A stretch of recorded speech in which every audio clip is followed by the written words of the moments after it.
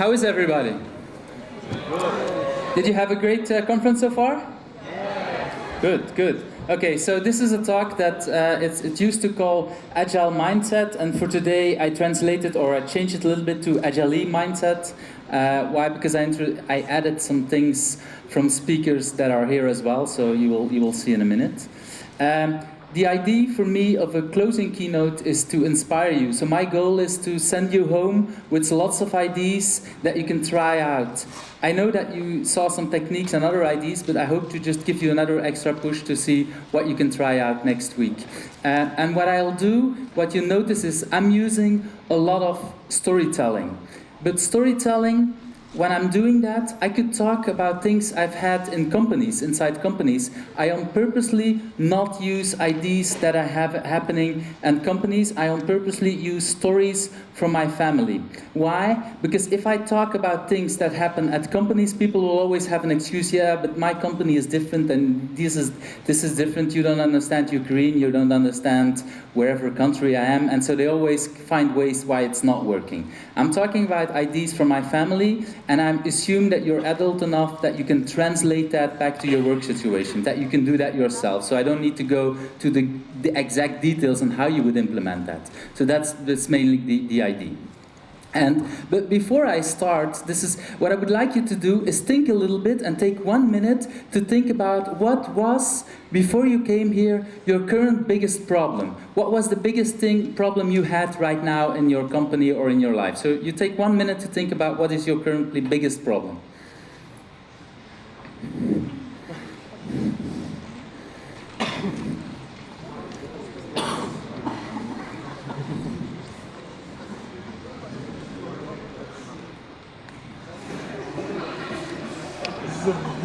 Being silent seems to be one of them.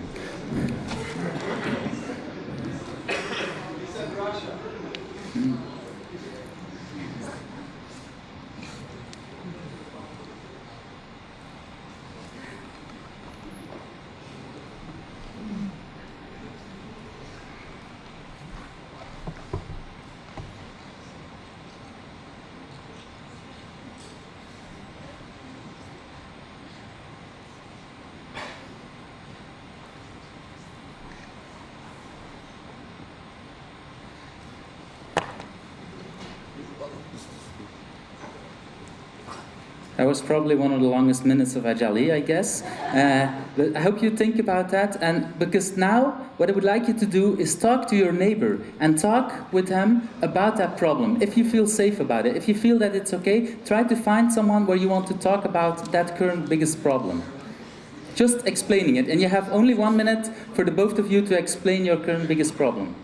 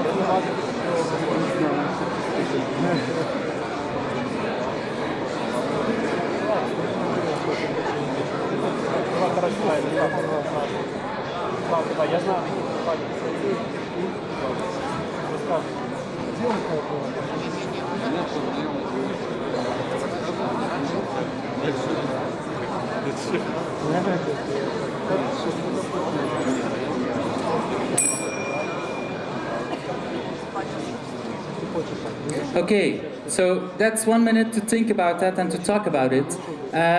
Oops, something wrong there. Not sure what's happening here. So one of the things, if we talk about Agile the last few days, so what is it really Agile? And I'm going to ask a few questions. I want to see show some hands. So for who Agile is a methodology? For who it's a set of tools? For who it's a mindset?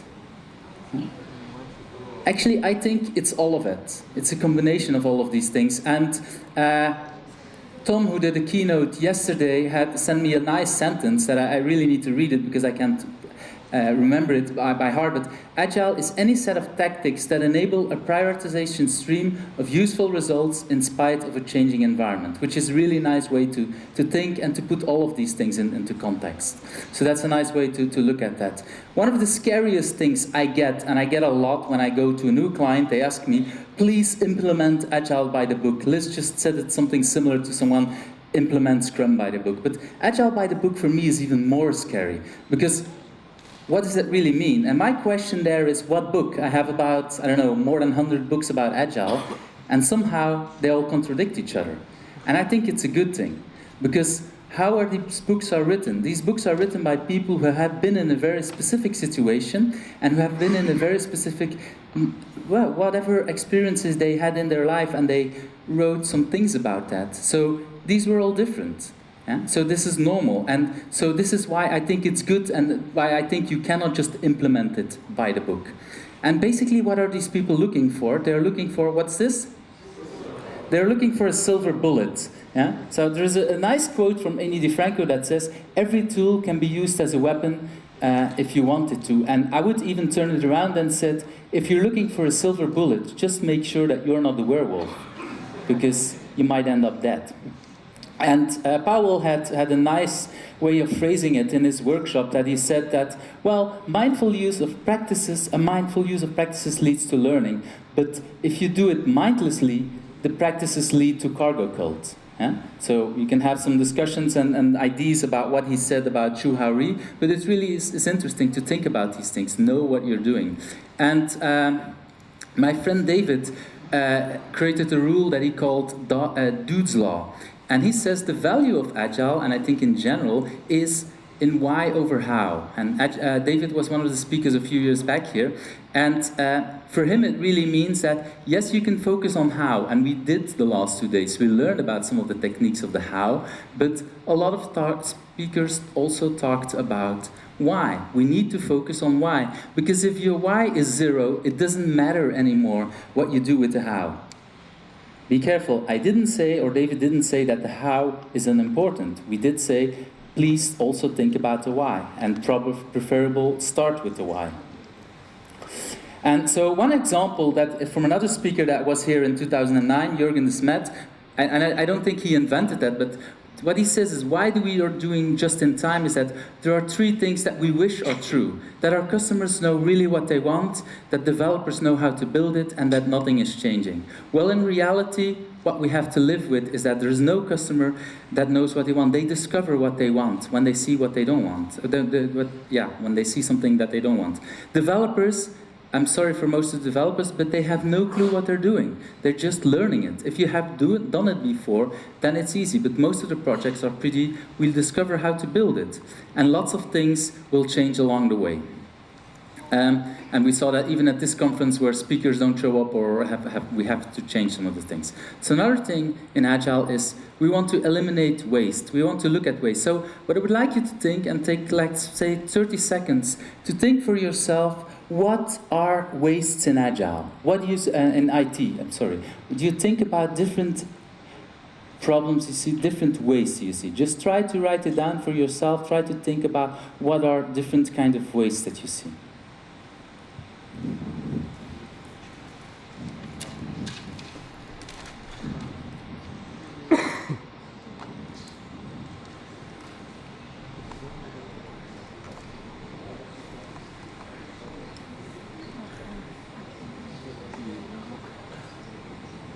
So one that I see is uncoded documentation, also called analysis. So that we have tons of large, I don't know how to say it in English, but tons of documentation that is to be coded. Local code that is still locally on a computer and has not been integrated, has not been shared with the rest of the team. Untested coded. Undocumented coded. There seems to be an idea that Agile says you don't need documentation. No, we say we need the right amount of documentation. And the right amount of documentation is also the opposite. We don't need documentation that is not used, so that's a waste as well. Maybe even worse is not up-to-date documentation. Huh?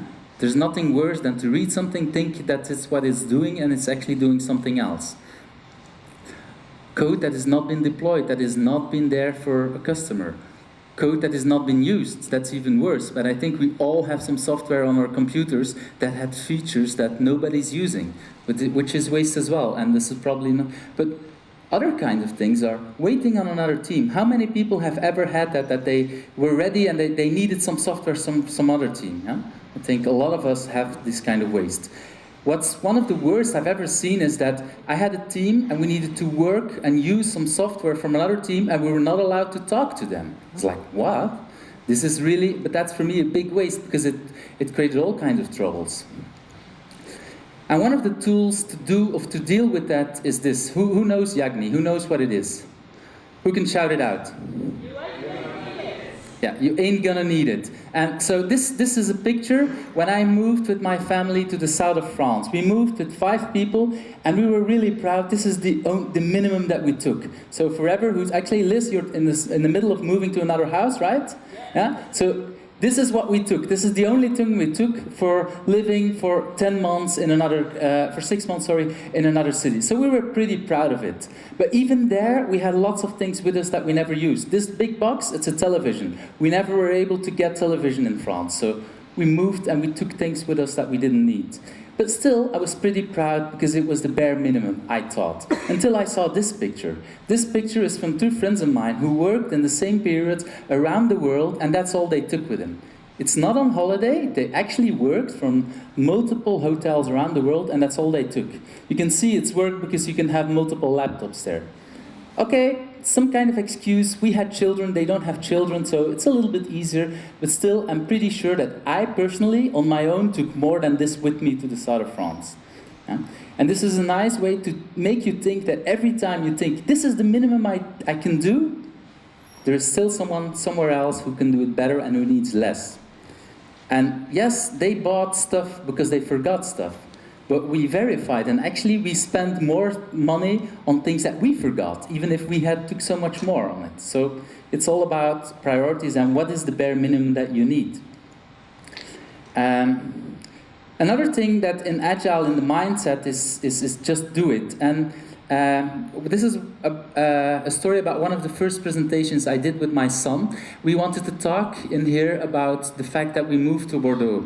And he's a kind of perfectionist. So what he wanted to do is prepare everything up front, make sure that we decide who will talk about what slide before we actually started doing this. And I said, no, let's do the opposite. Let's just start doing it. So we prepared a little bit with some index cards, had a little talk about that, and I created some slides. So the next day, the only thing we did, or the first thing we did, is I just started the presentation and I said to my kids and to my wife, every time you see a picture and you know something you can talk about, you just shout out and we do this. And so we created that presentation the first time like that. So that first evening, we tried it 5 times. We practiced the presentation 5 times. Even my little daughter, that was about 3 years old at that time, she saw a picture that she remembered, she just blurred something out. And we did just that. 5 times that evening, the next day, so 5 times in a row, and by the Saturday we were able to do a presentation, and as you can see, he was pretty relaxed and at ease doing that. Just do it and we can start using it. Another thing in Agile for me is we want to stress build quality in. Build quality in, one of the examples that is used a lot is no broken windows. Who has heard about no broken windows? Okay, I don't need to talk too much about it, most people know. So where it came from, or one of the stories is that I think it's in New York, they left a very expensive car somewhere in the middle of a very bad neighborhood, and they left it there for an hour, a day, a week, a month, and nothing happened. And then they broke just one window. I'm not sure about the details. Maybe they moved it a little bit, but basically the same car they left in the same neighborhood, broke a window, and in less than an hour, the whole car was wrecked. And that's something I see regularly. When things are bad, and even at home, if we don't fix things very quickly, things go a lot worse. So it's really good to start cleaning up and making sure that we don't have broken windows. Now, Yves, that's all very nice and that's all very theory, but what if this is how my code looks? Who thinks his code base looks like this? Huh? Come on, others? Don't work on projects or what? Some people doubting, am I allowed to say this? So a lot of people say this is how my code is. There still are broken windows in a lot of cases. So how do we deal with that? So there is something we learned from the Boy Scouts in the States, where they say the Boy Scout rule is that you come to a place, it's very dirty, and you don't want to spend the full weekend or week to clean it up. No, what you really want to do is spend some time and leave it cleaner as then you found it. You don't want to clean everything up, but at least you be a little nicer and clean it, make it a little bit nicer. And if everybody does this, in the end it will be cleaned up. And I've used this a lot with teams that just said every time you touch a code base, you just clean it up a little bit. You don't do a lot of things, because basically what people then say, we want a lot of money for large refactorings, and well, let's be honest, you'll never get that kind of money. But if you every day you clean up a little bit, before you know it, you have a very nice clean-up base, and which is actually a lot better than a full large-blown refactoring. Because by the time you did this large refactoring or reworking of it, the code base looks as nasty as the old one. Yeah. And the extra advantage is you learn with your team some good practices. You learn to keep each other and you learn to make it a lot nicer. So that's actually a lot better. Another thing that is interesting, and when we wanted to come here, Joppe needed a passport. So getting here, he needed a passport, and getting a passport was almost impossible, because the city said, we have a normal process that's 35 euros, or we have the very expensive process that's 200 euros. And the people in the city, they were very nice. They said, no, let's not use the expensive process. It will work out. Very interesting, because their KPI, the official KPI, is 8 working days. Now, 8 working days would have ended on Monday. Yeah? So they said, don't spend it, don't use this fast process, which is 2 days. And guess what? On Wednesday, my wife went to the city and wanted to get the passport, and was it there? No, it was not there. So basically, what I'm saying is that when your company has 2 processes, a normal one and a fast one, it really means something. It probably means that your normal process is screwed up and it doesn't work. We need to work on that, but me as a customer, I don't trust it. So actually, it's becoming even better, because the next day my wife went back, and what happened? Turned out that the passport was delivered to the wrong city. And so what happened? Luckily, there was some person who was really nice, and she took her car, someone from the city, and drove to the other city and got the passport. Again, something from Agile, people over processes. Somebody who took the courage and did some of these things. So we can learn from that, is that yes, even with the best processes, sometimes we need people to help out. Agile is about the creation of knowledge. And my friend and Liz's friend and a lot of other friends, Chris Maat, says Agile is a learning machine. Yeah? If you're not learning anything, you're not doing Agile. And where is he? I'm not sure. Yes. Claudio said, if this morning, if you don't fail fast, it's not fail fast, fail often, it's learn fast, learn often. Yeah? So Agile is really about learning.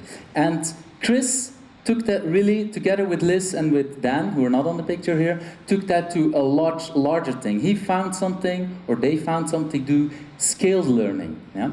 So what I've learned from Chris is that when he goes to a conference like this, there's actually multiple sessions at the same time. So it's really annoying, because you go here and the people, they find very, very interesting sessions and very interesting speakers, and they all put them at the same time. Who had this today? Huh? There's multiple things at the same time. You want to go everywhere.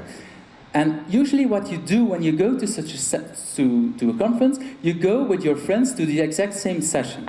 Really interesting, we're together, we talk. Chris does the exact opposite. He's going to one, and he's making sure that his friends or people he knows go to other sessions. And then in the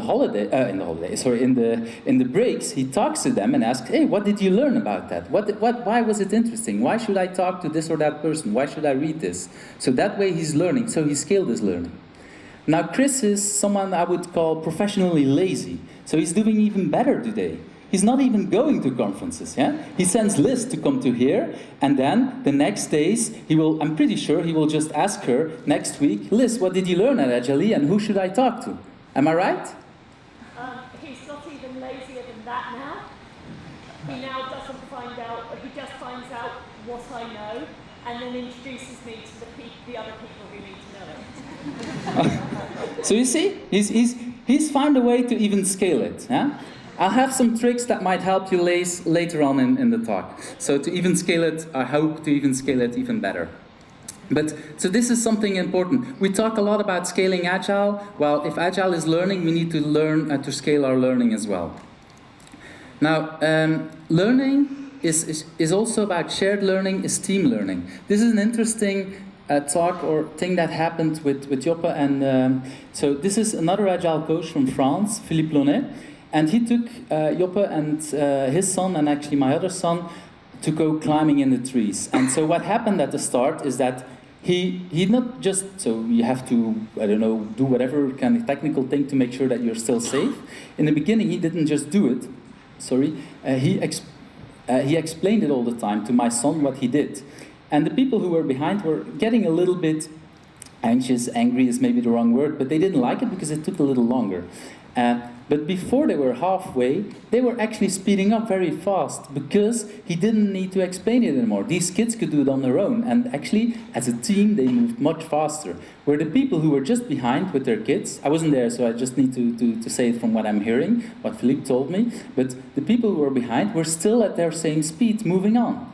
Yes, they were faster in the beginning and they were frustrated, but in the end, they turned up that they didn't improve anymore. So they just stayed the same speed. So team learning is about shared learning and making sure that we teach each other what we're learning. Another thing that I learned from Chris is defer commitments. So the real options that Liz already talked about. So this is a picture from the 1st of September when we got back in Belgium.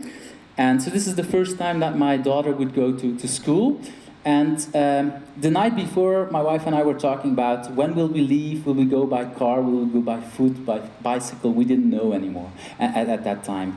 And we didn't take that decision. We deferred the commitment. Why? Because one of the things that every parent would know, especially if you have kids, when there is something new and exciting happenings, they always seem to fight. I don't know why, but that seems to happen. Yeah? So you have no idea how long it will take for them to get dressed. Yeah, who recognizes this? Some other people recognize this. So what we didn't want to take commitments on information that we didn't have. So we said, let's take that decision in the morning when they're already dressed and that we know something more. And luckily for us, because on top of one of the other things that real options tell us, that when you do that, you can deal better with risk. Something that we could not know was the night before if it would rain, yes or no. You could say, yeah, you could look on the website and you can learn about it. But we all know from yesterday's weather, it doesn't always tell you exactly that. So we did that, and because of that, we could take the other decision to go by car. Agile is also about delivering fast. But delivering fast doesn't mean go speed up as fast as possible. Yeah? With my daughter, I take the time to go with bicycle to the scouting or to do other kind of stuff to school. It's actually a lot faster if I go by car, always the same. But I've done the same thing with my sons, and now they go all on their own to the school, and I don't need to take care of it, which is luckily because now they go to multiple schools. It would be a lot harder for me. Yeah? So we go a lot faster as a whole team, and I don't need to spend time to do that because we practice it and we took the time to have them drive on their own. Now, so one of the things I want to talk more about, and we've been talking before about experiments. So Jill, I think he's already left now, but he said in his talk, the new Agile is experimental. So I want to talk a little bit about experiments. Father, instead of talking about an experiment, let's do an experiment. I said he would join the stage when I was too boring or something. So, what's your name? I'm Joppe. How old are you? I'm 12 years old. Have you spoken at a conference before? Yes, in Dutch and English. Are you scared? A little. It's Yves, huh? I'm scared as hell. I mean, I'm scared for every presentation I'm doing, and even more when he's joining me on stage.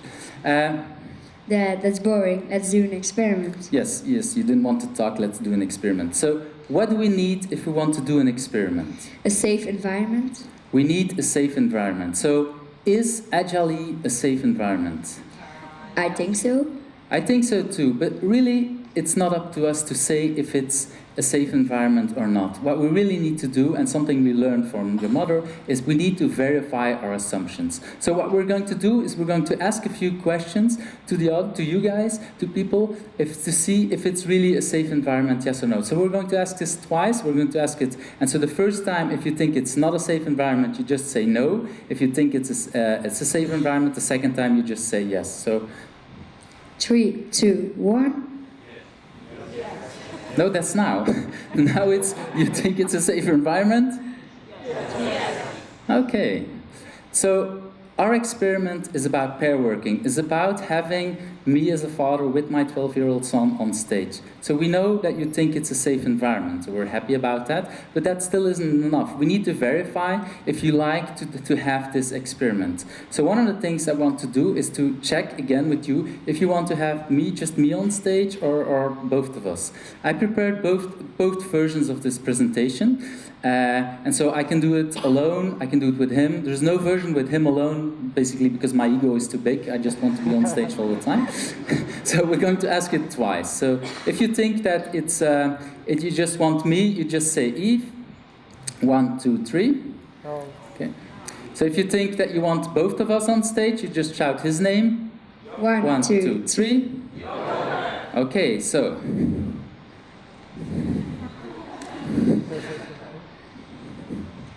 Should we have celebrated as the audience say no? Say Yves.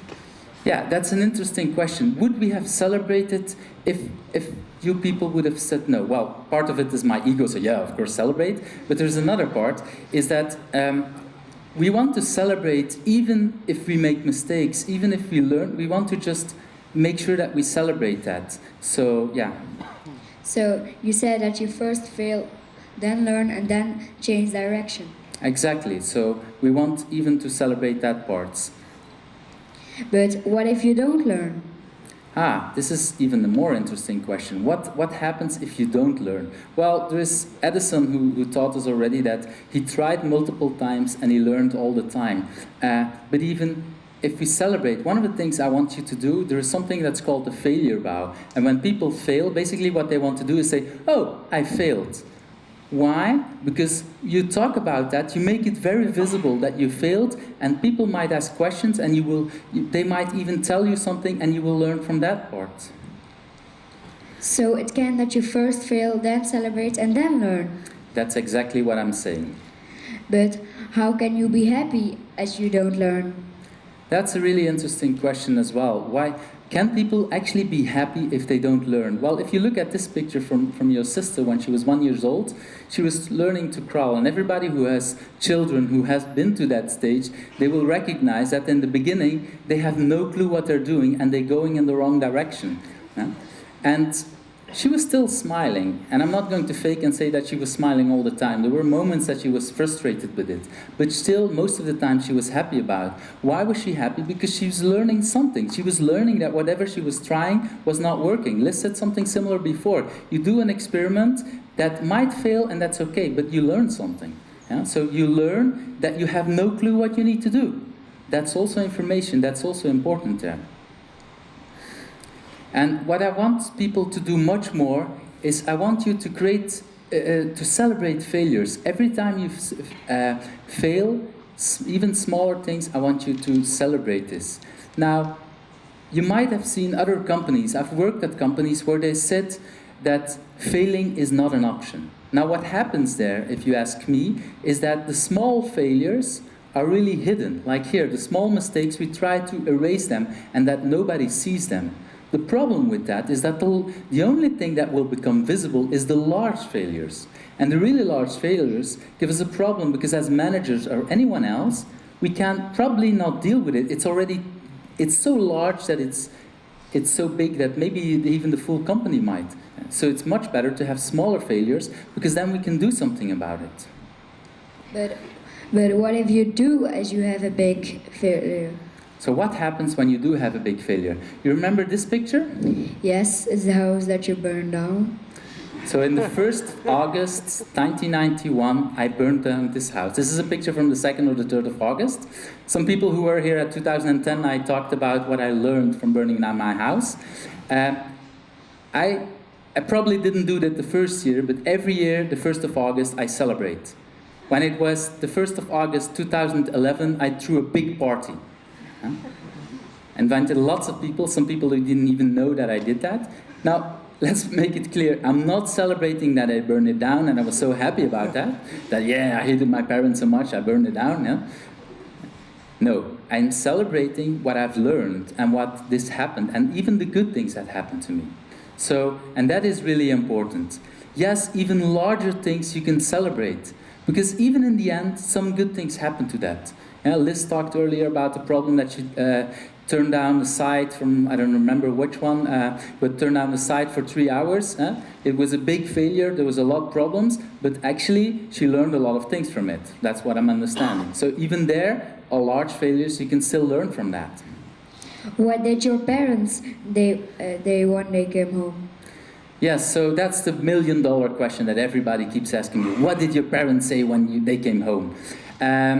Let's start a few things. They were on holiday, so it took them about 24 hours to get home. So they had some time to think about it. That might help. I'm not sure if I was able to react, or I know I cannot react the way they do. And I don't know the exact things they say. But the first thing my mother did when she came home was hug me. Now, I was 19. I'm not sure if you remember how you were when you were 19. My relationship with my parents was not that good, and we definitely didn't hug all the time, and probably didn't hug the last months. Yeah? And again, I don't know the exact words, but what that hug told me is, I failed, but I was not a failure. And if you remember just one thing from this talk, this is this. You can fail and not be a failure.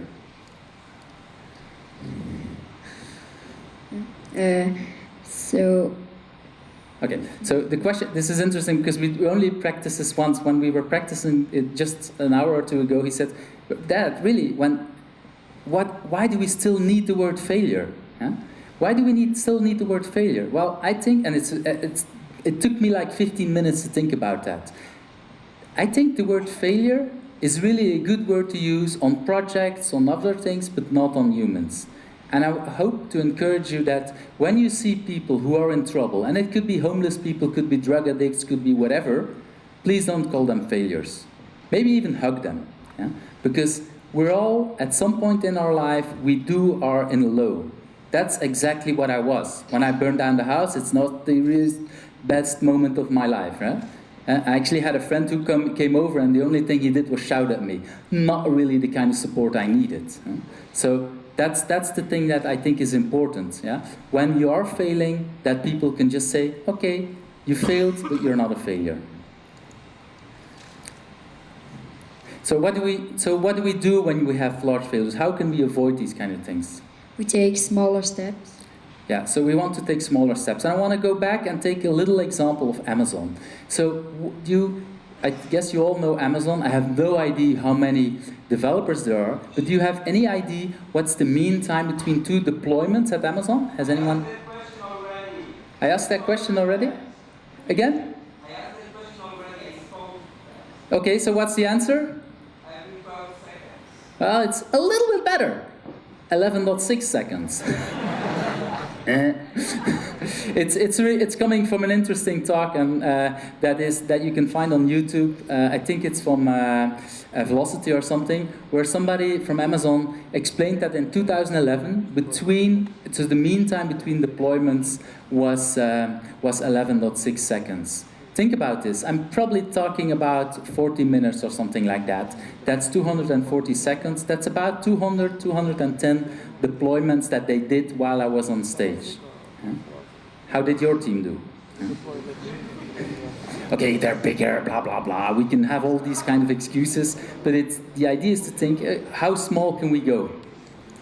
And why are they doing this? So they fail fast. So they want to fail fast, yeah? And you can think about that. And what's the advantage of failing fast is that they want to have fast feedback. Who knows? So there's multiple ways to think about feedback. We have the feedback that we use in companies. We tell people. There's also the music feedback, the guitar feedback. Who knows this guitarist? Who recognizes this picture? Nobody? We're all too young. Joppe? Eric Clapton. This is an older picture of Eric Clapton. You can see it's older because he's still playing a Gibson or because he has hair, whatever you prefer. Why it's interesting to talk about Eric Clapton is he was one of the first, and he was not the first, and there were others, but he was one of these first that were able to turn feedback into music. And it was really hard. And it's something that's interesting because when they started doing this, the first time that engineers, that when they recorded something, the Beatles, the Stones, when they had records with feedback on it, they sent it back. Because they couldn't deal with it. Now there's another picture I could have used here. I could have used this one.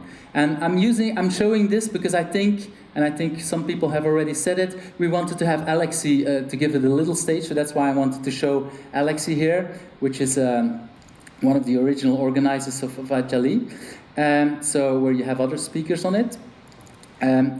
Fast feedback. So think again about guitars. Joppe, you're learning how to play guitar. How easy is it to create music from feedback? It's really hard. Yeah, it's really, really hard. So it's very easy to just take a guitar and say and have some nice sound or ugly sound actually. But turning it into music and not having people yell at you when you do that, that's kind of hard. And that's actually one of the other messages I want to bring you. That when you go into companies, with Agile we give a lot more feedback. But we don't teach the companies how to turn this feedback into music or into nice products. And we need to think about that. Because companies, most of them, and I'm talking now a lot of larger companies that are going Agile for the first time, they're not used to that. So we need to teach them to learn how to turn feedback into music or into nice products. Talking about feedback, with experiments, what Claudia said also, we need to review our experiments, right? So let's look a little bit. So what did we do? We did an experiment. So we did an experiment and we celebrated the learning. We support people when they fail. When we want to take smaller steps. So when we fail, we take smaller steps. When we fail again, we take an even smaller step. And we learn to handle feedback in a positive way. Okay, so that's our review. Another thing before Joppe walks out of the stage, we wanted to have some reality check as well on this experiment. Do you think it was a good experiment? Yeah? Okay, thank you. Thanks.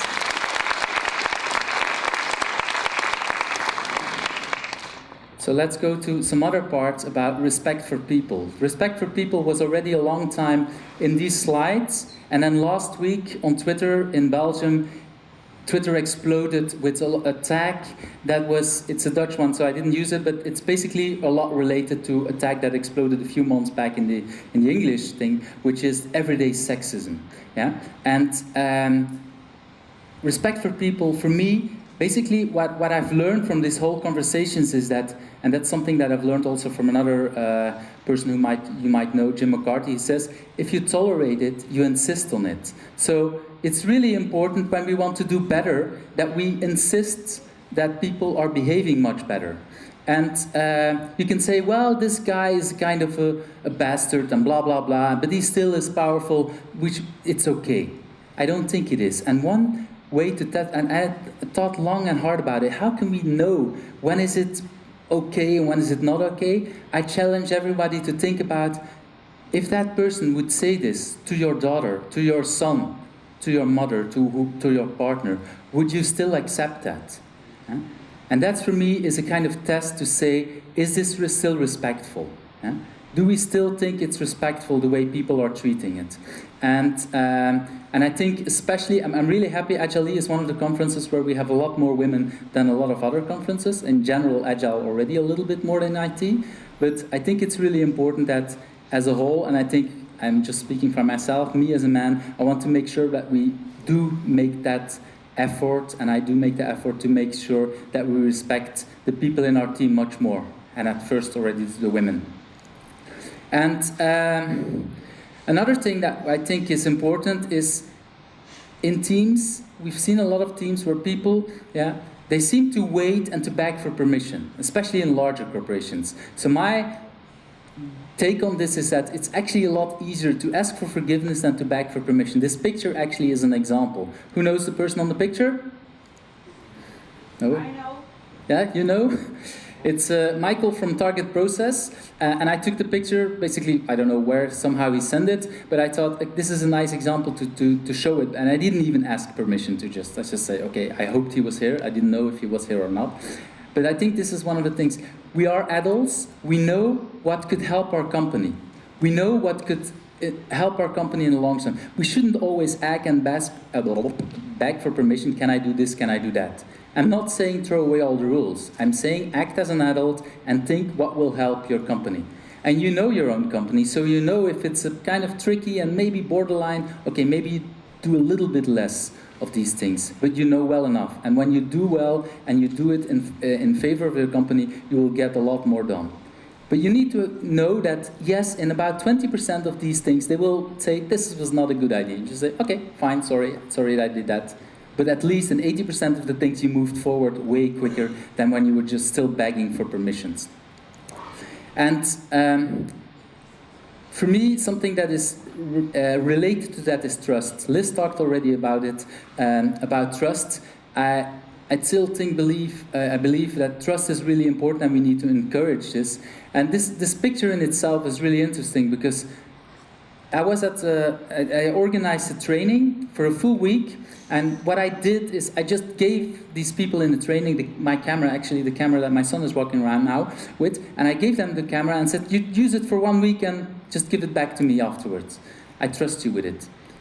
And when I got it back, there were a lot of dark pictures on it that I was ready to throw away. Luckily I didn't, because when I moved them to my computer, I saw pictures like this one, and this is actually the smaller words, or things like courage on it. So this is a team of, I don't know, 5 people, I think, 7 people, who created really interesting pictures, really artwork if you ask me, using my camera with something I know more or less how they did it, with some candles, but I have no idea if, I know that I couldn't do that myself. So they gave me a lot of interesting things just by giving it to them and trusting them. Lena, you're here? You trust me? Yes. Yes, you trust me. Would you trust me if I would do brain surgery on you? No. Probably not. So this, and because this brings back what Liz said earlier, you might trust people, but you need to have the boundaries, yeah? You can trust someone, but still trusting me for doing brain surgery, that would be the stupidest thing to ever do. Because I cannot do that, and my eye-hand coordination, it doesn't work at all. So don't trust me for doing that. Even if there's a big problem or whatever, don't trust me for that. Yeah? So it's in the boundaries. So there's multiple ways how to test this. And but you can still encourage trust. So one of the things I created a few years ago is I created something that I now call the library of trust. So when I go to clients, I put my books there that I've read, and I just put it there and say, hey, this is the library of trust. If anyone who's interested in that, yeah, you just take a picture of with your book and you send it to me. That way I know that you took the book. And when you put it back, you ask me to take a picture of me with the book to send it to you. That way I have also trust that I have also trace that I got it back. Yeah? It's just a very easy process, but it helps to encourage trust. I'm now at a very large bank, more than 2,000 people, and for them it's like, wow, what an easy process. They love it. Especially the process people. I have no idea why, but these are people who used to create very large processes, and now they say, hey, this is actually very easy, just a few lines, and it helps to create trust, to show them this is how it's working. I've been doing this for 10 years. That's another question I got. How many books have you lost? So I've been doing this for 10 years. At the XP Day Benelux, I bring about 100 books. Yeah? I've lost 2 books in 10 years, and one of them came back the year afterwards. So actually, 1 book in 10 years. When I explained that to one of these processes people, they said, wow, we have a very, very difficult process for lending books at our company, and we lose about 1 to 2 books every year, if it's not more. So this simple process actually gives me better return, because I don't lose that many books. So, and it encouraged trust. Another thing that I think is important in Agile is face reality.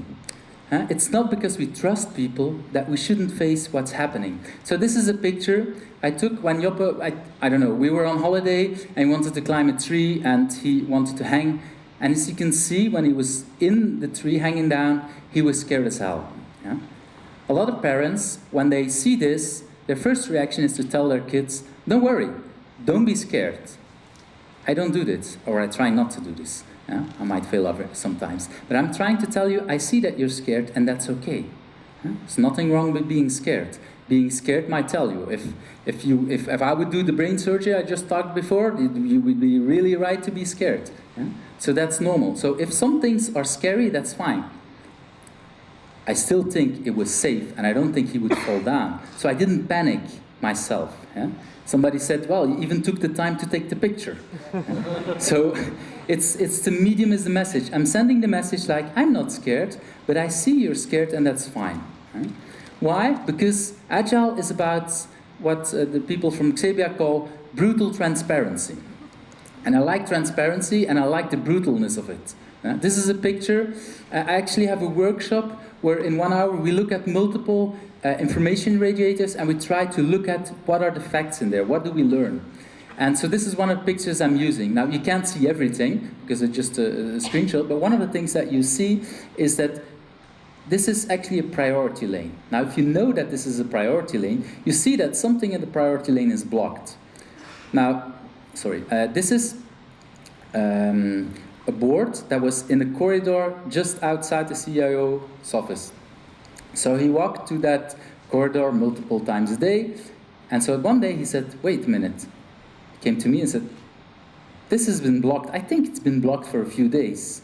So what can I do? Why is this blocked? That is what brutal transparency gives you. It tells you information, it tells the people, other outside the team and inside the team, it gives you information, and that can help you to do something with it, because you need information before you can act on these things.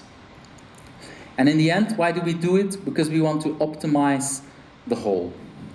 And I don't like much slides with lots of text, but this is one from Michael Jordan, where he says, I've missed more than 9,000 shots in my career. I've lost more than 300 games, blah, blah, blah. So I'm not going to read everything. But what's interesting is the end, he said, I failed over and over and over in my life.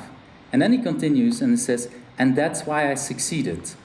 A Belgian cyclist, Tom Bone, fell down a few weeks back, and basically not his career, but his season is gone because he just can't cycle anymore. He's damaged somehow. And he tweeted right away that, hey, cyclists, we learn how to cycle just by getting on a bike and falling and getting up. And staying a cyclist or becoming a world-class cyclist or whatever, I don't know the exact words how he tweeted, but what he said is that, you become or you stay a cyclist by getting up just one more time. You might fail, but you get up all the time. That's how we learn, that's how we succeed. Another example, when we got to Bordeaux, my son Joppe had to do homework, well, not really homework, officially for Belgium he was doing homeschooling, even if he went to school in France. And he had to do a lot of homework, or work that he would normally do in the class. And at the end of June, my wife came to me and said, well, we're not going to make it. And so said, okay, let's look at what means we're not going to make it. And we counted the pages, and there was about 297 pages that he still had to do.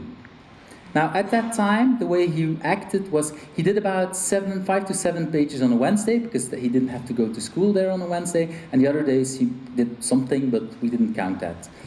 And so another exercise, I asked him, count the number of days before the 1st of September, before you go home. And then he calculated another exercise that he did. He calculated what are the number of stories or pages he had to do before he got home. We didn't calculate how big is math and history, is that different? We just counted the number of pages. And that ended up, I think it's about 5 pages a day. So now we realize why he was in trouble, because he only did about 5 to 7 pages on a Wednesday and a little bit the other days, but not really regular. So that told us already something. But he said, yeah, but we're going on holiday somewhere in the beginning of August. I still want to go on holiday and not having to do something. So I said, okay, interesting. So you calculate when we go on holiday, and you calculate the number of stories or pages you need to do before we go on holiday. It all came from his ideas. So that was 7 pages that he needed to do every day to be able to go on holiday not having to do anything. And then we just stressed it a little more and said, okay, what if you would do 10 pages every day? Where would you end up with?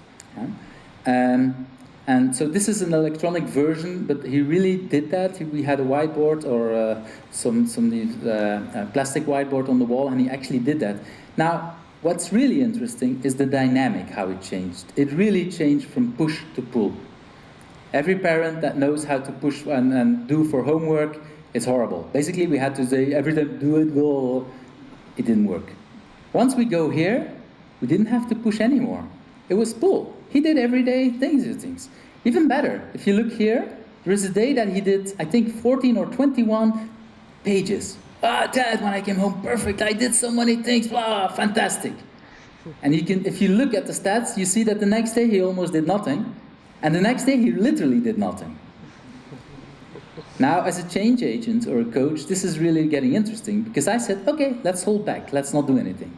As a parent, that's really hard, because you knew if he would keep doing it, that's where we would end up with. But I convinced my wife, we discussed a long time, we didn't do anything.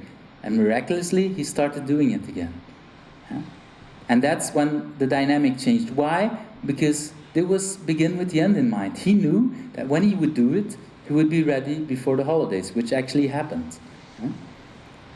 The only thing at maximum that we had to do was once in a while say, did you do already something? And he said, oh, no, okay. And then he would start doing something. Yeah? So that changed the full dynamic. Begin with the end in mind. And that if that can work with an 8-year-old person, it can really work with teams as well. But you have to tell them what's the end. You have to know. But on the other hand, we don't want people to start working too much.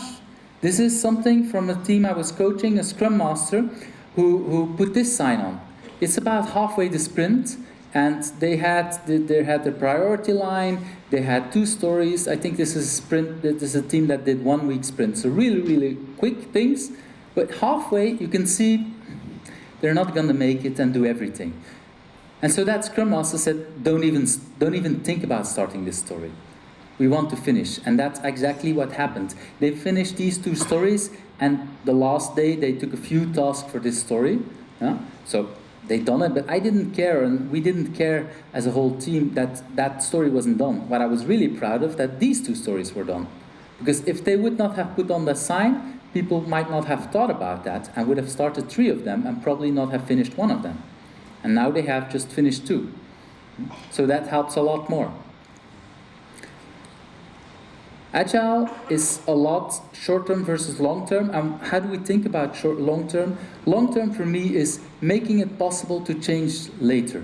Yeah? It's helping in multiple ways. So having a board that shows the number of tasks. Now, here it says 35 days that the tests have not been broken. This is something I pulled from the internet, so it's not a team I did. Do you think it's a good thing or a bad thing? Who thinks it's a good thing? Who thinks it's a bad thing? Why is it a bad? Who can say something?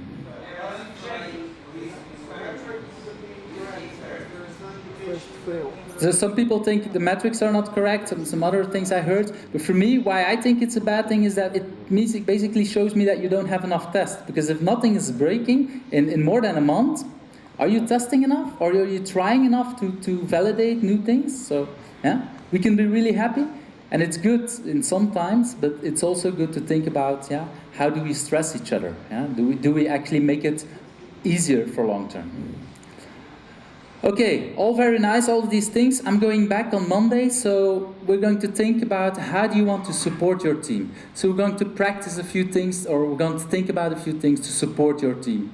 And the first thing is, I want you to think about saying no. And I forgot already, sorry for the people who tried me, we're going to practice this. So should be practice in Ukraine.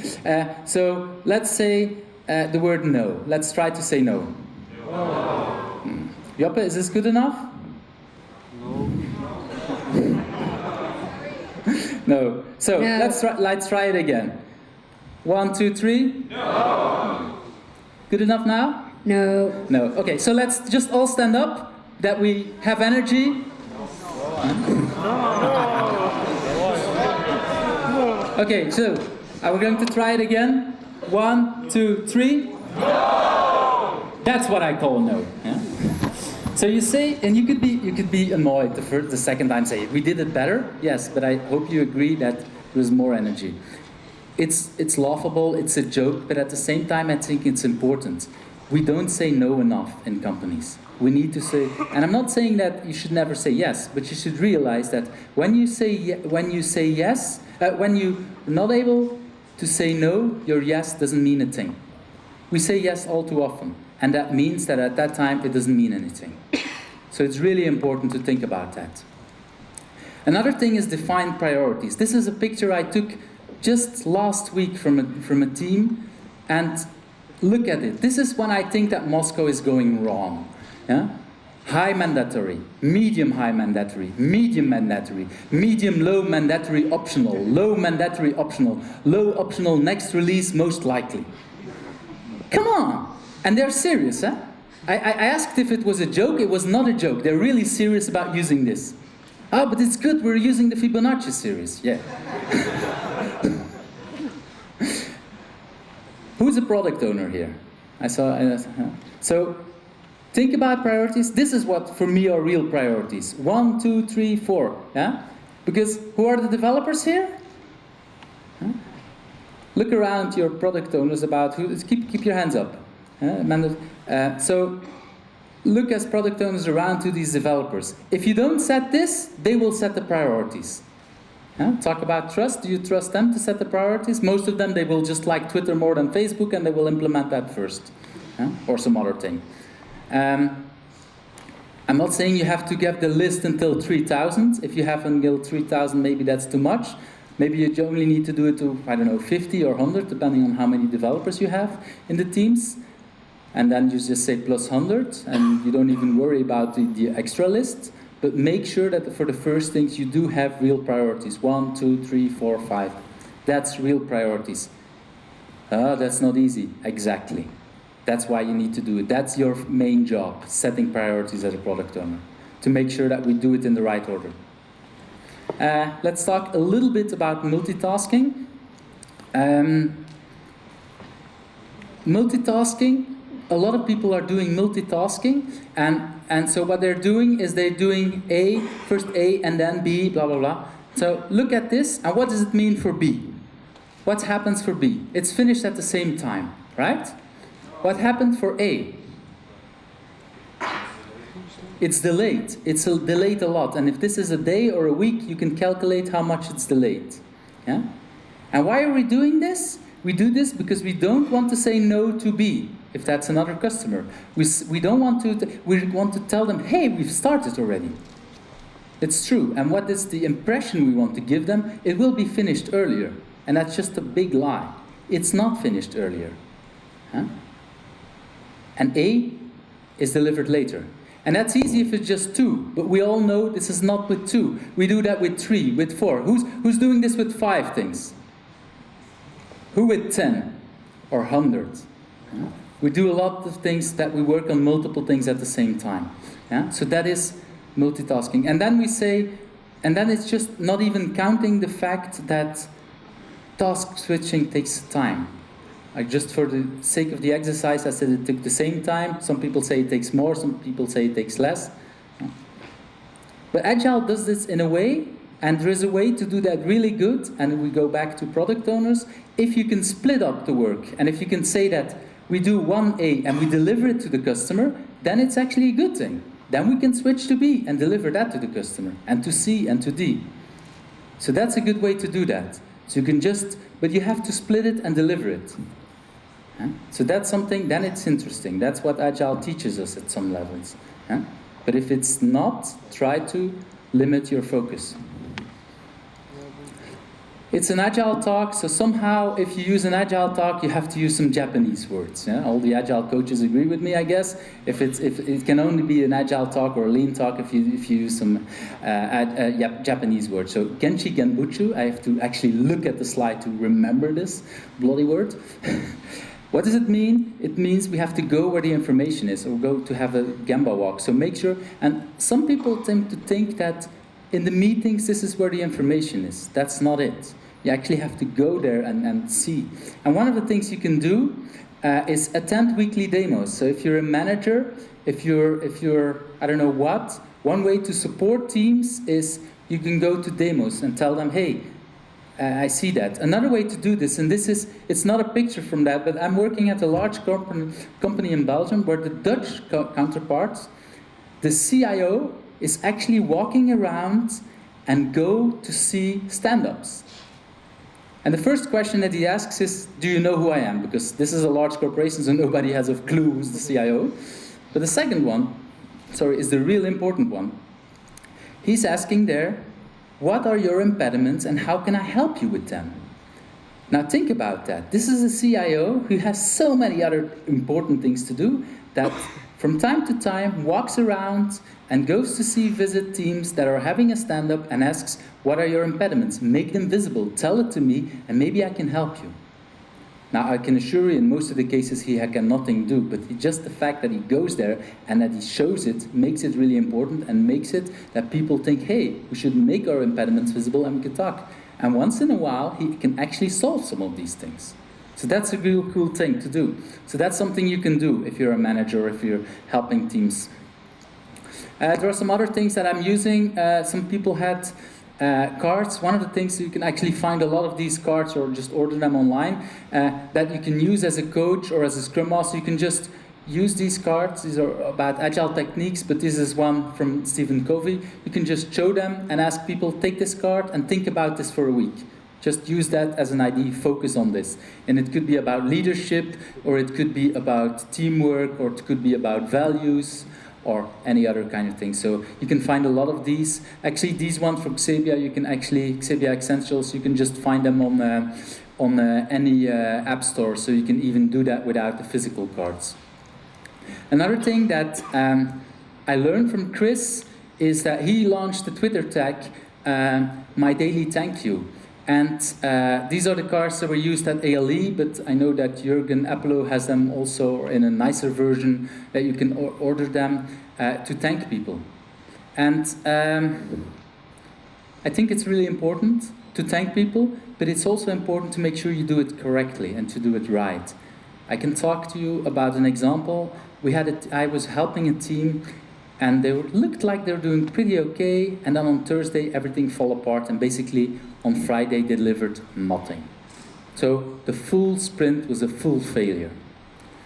We're in a demo, we actually cancelled the demo because nothing happened, so we do a retrospective, and there is a hotshot program manager who who typically jumps into meetings, say a few words, and then shits something, and then walks out. So he's jumping into the retrospective.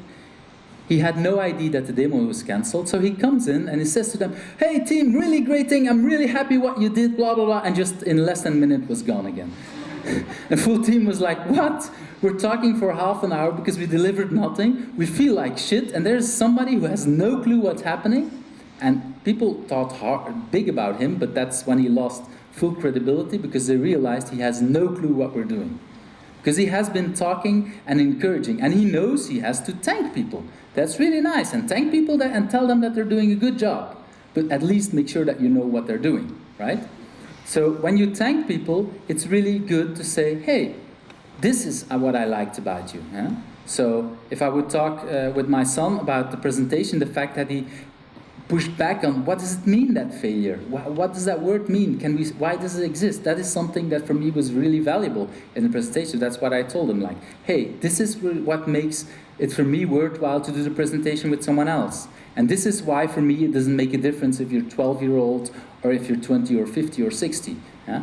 It's make it valuable, because that's a very concrete action I like. So this is what I like about My Daily Thank You, because the way that Chris has done it is he's asking people to tweet what they liked about something very specific that people did. Yeah? Which is what really we should do much more. You can do it on Twitter, or you can just do it very specifically to people. Yeah? Thank them, but make it very concrete. Don't say out of the blue, blah, blah, blah, I liked it. No, say, what you did there, that is something that helped me. Okay, that's a lot about what I thought. What I would like you to do now, and there should be some post-its there, what I would like you to think now is take a minute and think about what have you learned at Agile, and not just about me, but you've been here 2 days, and I guess you learned something. So these are our post-its around, so I would like you to distribute them, and for yourself, write down what you have learned. And preferable, make 2 copies. Write something for yourself, you can write it in any language you want, but you write it in English also. So take 2 post-its at that time, but really write down at least one. If you learn multiple things, that's fine, but take 1 minute to write down something that you've learned.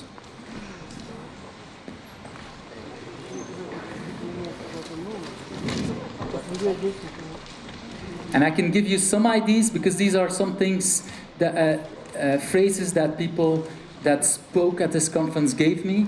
Not everybody sent it to me, but these are some of the people who spoke here or did a workshop.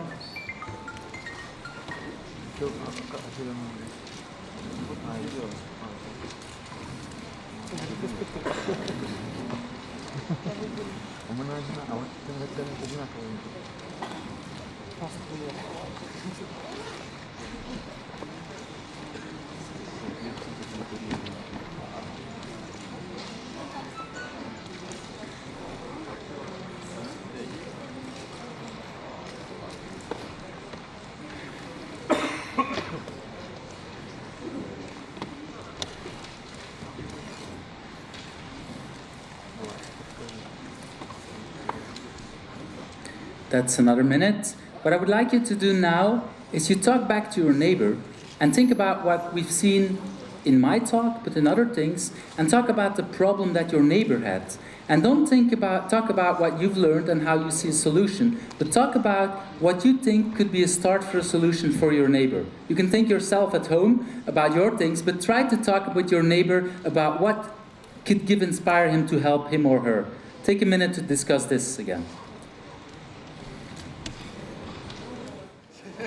Okay, that's again that 1 minute. What I would like you to do now is take one of these post-its, the English one, you add your Twitter tag, your email or whatever, and you give it back to this row, because the idea is, Liz, I told I would help you with your scale distributed consciousness. The idea is that you can just collect all these post-its and you can take them back to Chris or for yourself. So we can give Chris lots of ideas on how to use this and how to learn some stuff. So you just collect them to this side, and then we'll collect them later, that Liz can collect them all. So that you can take some more wisdom from Agile back, so what you have learned here.